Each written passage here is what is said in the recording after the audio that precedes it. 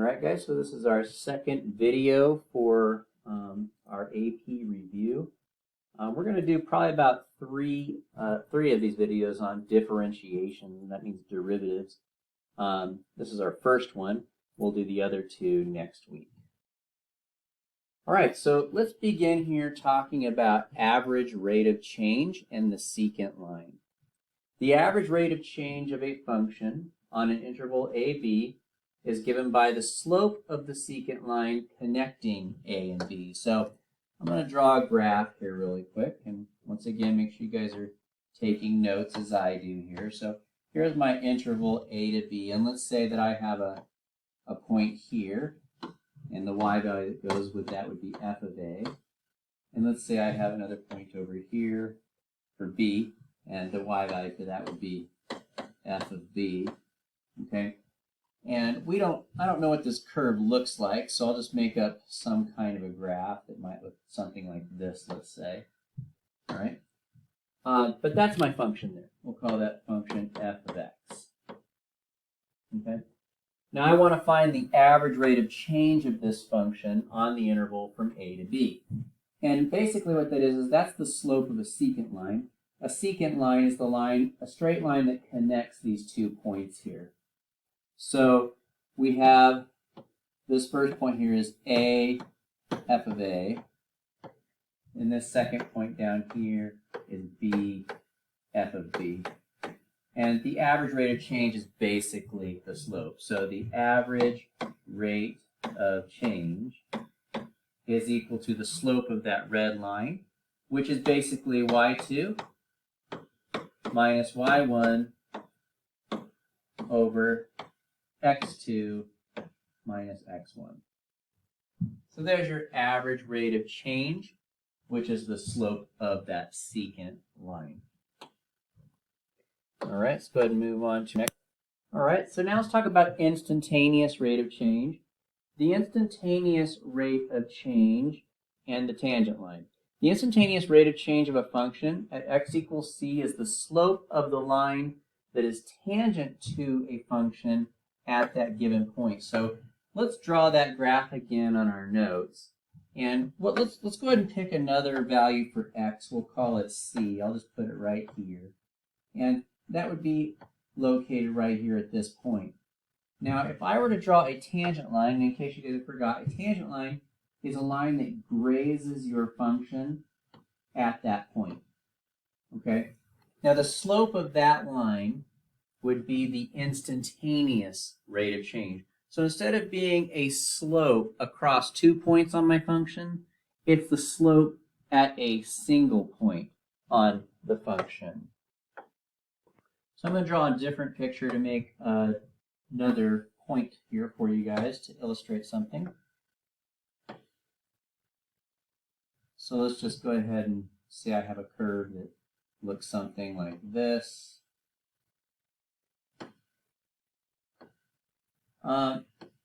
Now, whether or not you guys want to write this one, I don't know. It's not a huge deal, I guess. But let's just say we have a point here. We'll call that. We'll call this A. And then let's say we have another point over here. We'll call this one B. Now, right now, if I were to try to find the slope between these two lines, that would be a secant line. And so the slope would be f of B minus f of A over B minus A. Okay? That would be the slope of the secant line, and that's our average rate of change. But let's say I wanted to find an instantaneous rate of change. Well, what we do is we take this point here, and we draw it closer and closer to the other point. Okay, so here's what I mean by that. Let me take this point off here, and let's go ahead and get rid of the secant line here. Redraw it. So originally that point was here, but now I'm going to move it closer. I'm going to put it here. So now there's my secant line. Now let's move it even closer. Let's put it here. Now there's my secant line. Let's put it even closer. Let's put it there. Now there's my secant line. and let's bring it really, really close to where they're almost together. Now it's almost a tangent line, right? So the closer I bring that second point towards the other one, then the more it becomes a tangent line. And what I'm doing is I'm letting this point B here approach point A. So if you take your average rate of change and you find the limit of that as your second point approaches your first point, then you're going to get the instantaneous rate of change, which is the derivative. Okay, so now you don't need to write that down because I'm going to have you write something else down that looks a lot like it, but there it is. Okay, that is the how you turn an average rate into an instantaneous rate. So here's what I would like you guys to write down. If you ever want to find a derivative of a function, which is the instantaneous rate of a function at some specific point. Let's go ahead and make this say c, actually. If you ever want to find the instantaneous rate at some value x equals c, basically you're going to do that by finding the limit as x approaches c for this average rate of change formula. By the way, the average rate of change formula is called the difference quotient. So basically you're finding the limit of a difference quotient. Okay, so this is what I would like you guys to add to this slide. So that second picture, you didn't need to add it on there, but just to get to this point, I wanted to go over that. But I do want you to include that because that is the limit definition of a derivative. So the derivative of a function is a function that gives us the instantaneous rate of change of a function for any value of x. Okay? Now you don't need to write this, but just watch.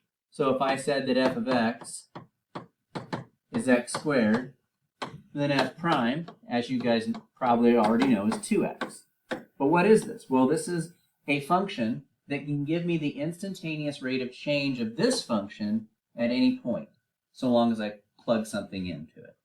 Okay, so that's what a derivative is. Let's go ahead and move on here.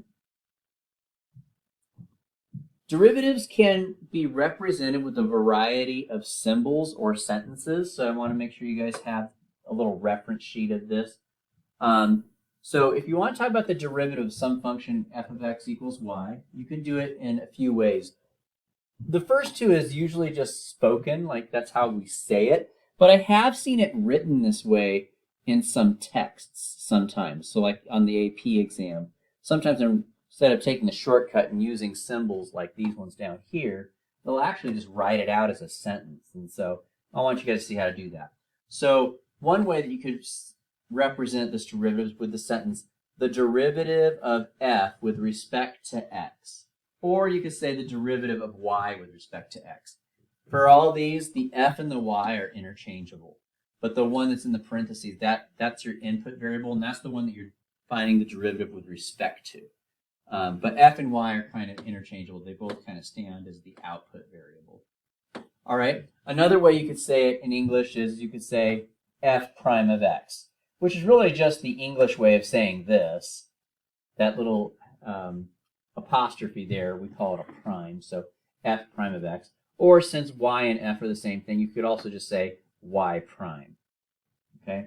Another way that you could write derivatives is you could do df over dx. Now it's important to get the correct one on the bottom. The variable that's inside the parentheses is your input variable. That's the one that goes on the bottom, and that's the variable you're integrating with respect to. Okay. So you could call this df dx, or you can call it dy dx. Or you could put du over dx of the whole function. All those mean the same thing. Now the last bullet here, I haven't used this all year, but I thought I would include it just in case you guys see it, so be prepared for it. I don't see that almost ever, but it's a thing. This is another way to write a derivative. The d stands for derivative. The little x here indicates that's the variable we're finding the derivative with respect to, the input variable, and then the actual function goes there. So, and once again, since f and y are pretty much the same thing, you could write it this way.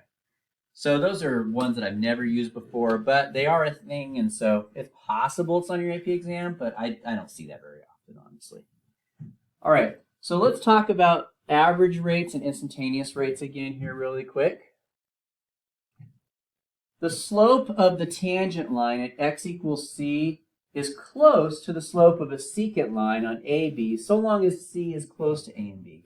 That's a lot of words. So let me draw you a picture to show you what I mean by that. Let's say that I had a point right here, and we'll call it C. Okay. Well, so long as, well, let me draw the tangent line first. So the slope of that line is what, let's say I want to find out what the slope of that line is. Well, one way to do it is with the derivative. That'll get you the exact answer. But right now what we're going to do is we're going to estimate that slope. And one way you could do that is by picking any 2 points that are really close to C, like A and B. Those 2 points are pretty close to C. Now you may ask, how close is close enough? Well, there's not a good answer for that. Just the closer the better, though, is the best. So let's say, so A is going to be here and B is here. Now if I draw the secant line, that's the line connecting those two. Do you guys see how those two lines pretty much are parallel, and therefore they pretty much have the same slope? So the point of this is that the slope of your tangent line is going to be really close to the slope of the secant line on AB, so long as A and B are really close to C. Okay? And so you will see some questions like that this week about estimating instantaneous rates by doing average rates that are really close to the point of interest. All right, let's go ahead and move along here. Oh, this is just a summary of what I just said. So we can estimate the instantaneous rate of f at x equals c with the average rate on AB so long as it's close to A and B. In other words, the derivative at c is pretty close to the average rate so long as A and B are pretty close to c. Now, if I were to take the limit of this as B and A both get closer and closer to C, in other words, you let these points converge to this point, then you're going to get the exact answer, which is the derivative. But for now, that's a little more than the slide is concerned with. Here's another topic I want you guys to be aware of, is how to find the equation of a tangent line. We've done this many times since pretty much our first unit in this class, but just going to give you the steps written out as a nice reference for you guys to have. So how do you find the equation of a tangent line at x equals c? Well, the first thing you're going to do is they're going to tell you the c value. So they're going to give you the value of c that x is equal to. That'll be the first thing they do. Now, after that, we're going to need to find the y value by plugging our c value into the function. Then we're going to need to find our slope by a two-step process. First, finding the derivative, and then plugging the c value into that derivative. Once you've done that, you're good to write your tangent line equation by plugging in your c value, the y value that you found in step 2, and the m value that you found in step 3, and you can have your tangent line. So we've done that quite a few times in this class. Now, something that we have done, but we haven't done it very much, and quite honestly, I almost never see this even asked on the AP exam. I think I've seen it maybe one or two times, but thought I'd include it because it's so similar, is you can also find the equation of a secant line. A secant line, remember, has 2 x values that they give you instead of just 1. So let's see how you would do that one. First of all, they're going to give you 2 x values. Next, you're going to plug both of those into your function to find 2 different y values. And from there, you're going to find your slope using the slope formula, or the average rate of change formula. Next, you're going to write your secant line by plugging in one of your points. So you could do A, f of A, or you could do B, f of B. Either way, that's an ordered pair. And you could plug one of those in for the x value and one of them in for the y value, and then you have your slope from step 3. But it's basically the same exact formula as on the last page. I just changed the letters here. So I don't know if you'll see anything like that, but just thought I'd include it. It's so similar. Why not? All right, let's move on. The word differentiability means that a function has a derivative at a point. So a function is differentiable at x equals c so long as f prime of c actually exists. Now, differentiability is related to continuity, and here's how they're related. If a function is differentiable, then it has to be continuous. That's a must. Okay? In other words, it's impossible for a function to be differentiable if it's not continuous. Right? Now, I put a little note down here. The converse is not necessarily true. The converse means if I were to switch these statements here, in other words, just because a function is continuous doesn't mean it's differentiable. And we'll see that in the next slide or so here. But it is true that if it's differentiable, it has to be continuous. All right, so let's look at some ways that a function may fail to be differentiable. And also, we're going to talk about how to use limit notation to describe the reason. And once again, that's a really useful FRQ thing there, knowing how to use that limit notation on how to describe why it is not differentiable. Now, one of the reasons why a function is not differentiable is if it's not continuous. Okay? If you have a function that's not continuous, then it can't be differentiable. Because remember, I told you on the last slide, if a function is differentiable, it has to be continuous. So if it's not continuous, it's impossible for it to be differentiable. Now, we saw these sorts of things on our last video. Okay, so if you have a hole, or if you have a jump, or if you have a vertical asymptote,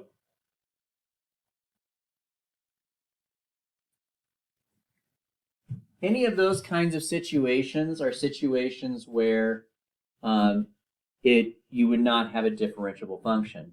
And so the reason for this one is because f prime doesn't exist. The reason for the second one is because the limit doesn't exist.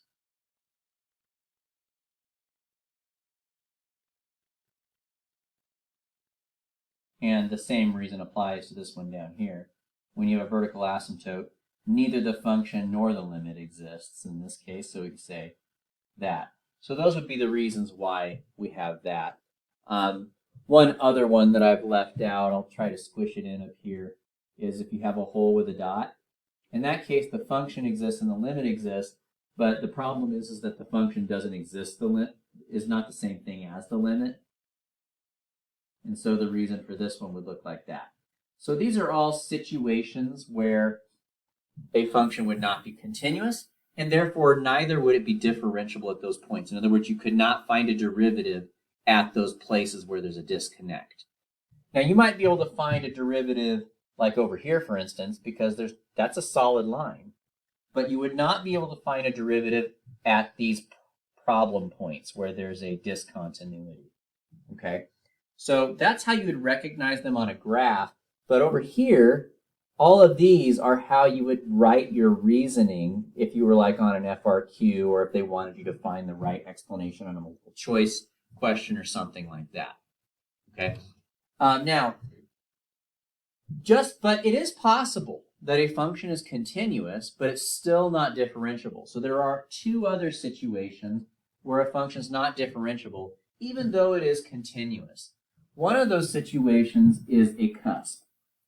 So anytime you have a sharp turn all of a sudden, like right there at that point, I'll go ahead and highlight it again.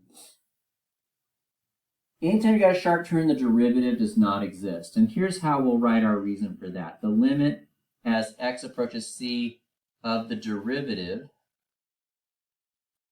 not f, but the derivative now, does not exist.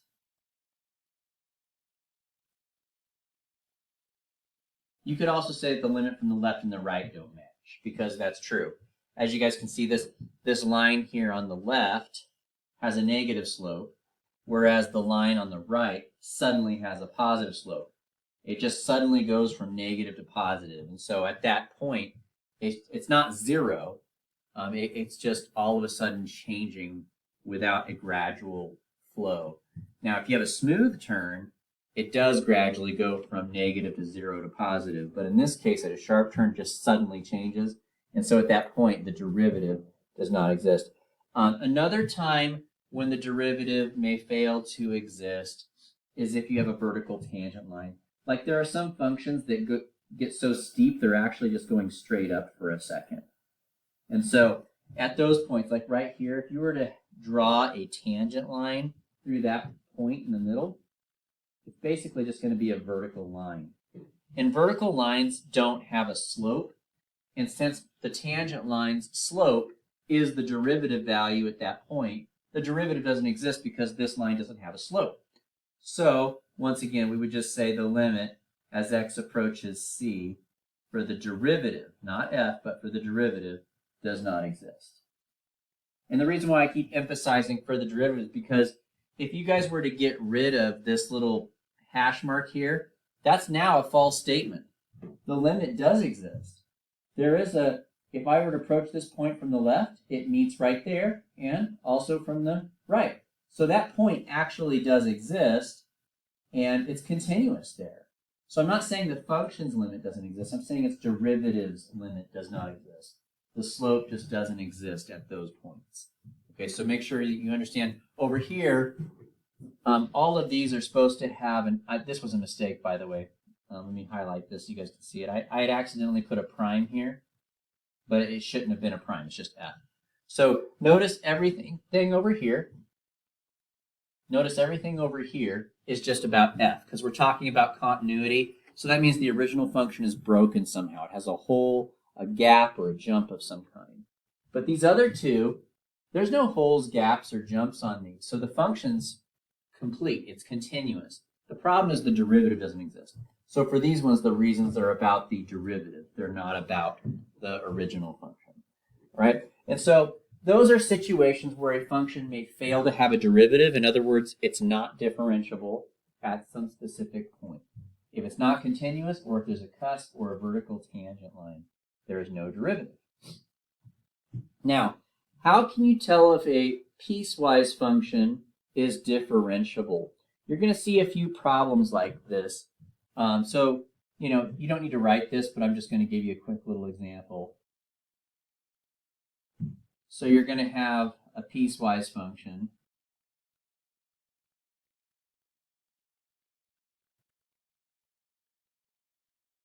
Like that.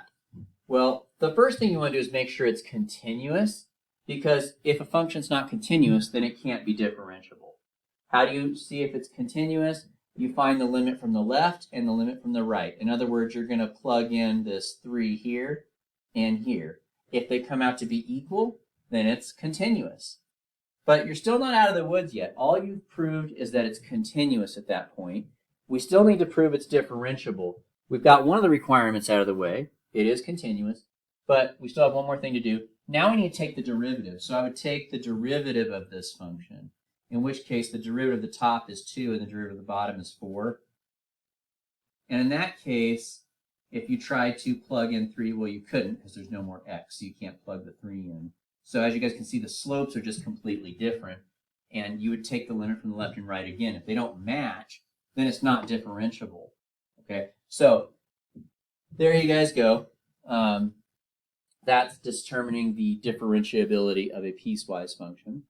We're going to see this again later on in our review. It's kind of an important theorem, but here's the mean value theorem. You're going to want to draw this picture with me as we go. And it's actually a picture that we've already drawn today, but we want to make sure that we know that this picture goes with this theorem. So let's say I'm going from A to B. And let's say that f of A is here. So my first point is located there. And let's say that f of B is up here.